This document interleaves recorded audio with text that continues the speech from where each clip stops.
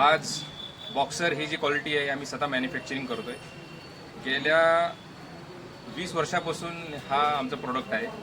अजून हा प्रोडक्ट ज्यांनी वापरलेले आहेत अप्रतिम आहे.